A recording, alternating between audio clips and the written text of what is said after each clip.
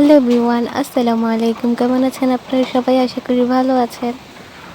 এটা হচ্ছে একটা গুইসাপের বাচ্চা। ওর যাওয়া আসার রাস্তা, এটা দিক দিয়ে যাওয়া আসা করে।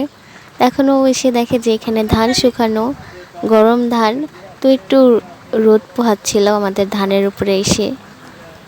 মা আমাকে ডাক দিয়ে বললো যে দেখে যা এটা কি করতেছে।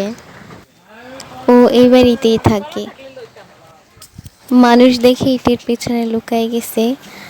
আর এই ভিডিওটা হচ্ছে 1 মাস আগের ভিডিও। এটা হচ্ছে আমাদের সোসা মুরগি, পায়ের সাথে শুধু বাইরে বাইরে খায়। কোনো খাবার দেখলে, হাতের মধ্যে যদি কোনো কিছু দেখে, কোনো বাটি, ওটার মধ্যে খাবার থাকুক বা না থাকুক, ও মনে করো ওর জন্য খাবার নিয়ে আসছে, যেখানেই থাকুক দৌড়ে আসবে, এসে পায়ের নিচে পড়বে। না এই যে উনি চিপা থেকে বের হয়েছে, তো এখন যাচ্ছে ওনার গন্তব্যে। দেখতে কিউট, গায়ের রংটা অনেক সুন্দর আছে। আর পাশে থেকে গ্রামের যে দুষ্টু ছেলে মেয়ে থাকে, পিচ্চি থাকে, তো এক পিচ্চি বলতেছিল ওকে মেরে ফেলার জন্য। আমি ওকে বললাম না, একটু দৌড় দেয়, তারপর থেমে আবার পিছন থেকে দেখে যে আমি কি করতেছি। ও সব সময় এইরকম করে। অনেক সুন্দর করে মাটি খুঁড়তে পারে, আর ছোট্ট ছোট্ট হাত দিয়ে অনেক সুন্দর মাটি খুঁড়ে। গুইসাপ বড় হলে কিন্তু কুমিরের সাইজের মতো হয়।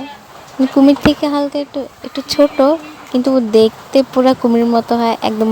আমরা আশেপাশে যে গুইসাপগুলো দেখি ওগুলো মাঝে সাইজের হয়।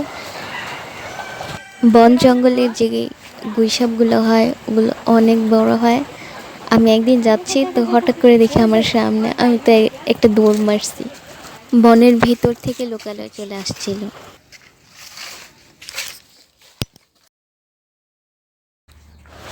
তার পরের দিন আমাদের সবগুলা ধান শুকানো হয়ে গিয়েছিল।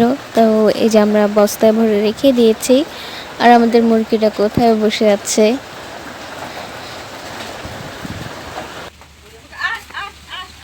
বিকালবেলা আকাশের অবস্থা ভালো ছিল না, বাতাস ছুটছিল। আর একটু পরে অনেক জোরে বৃষ্টি শুরু হয়েছিল।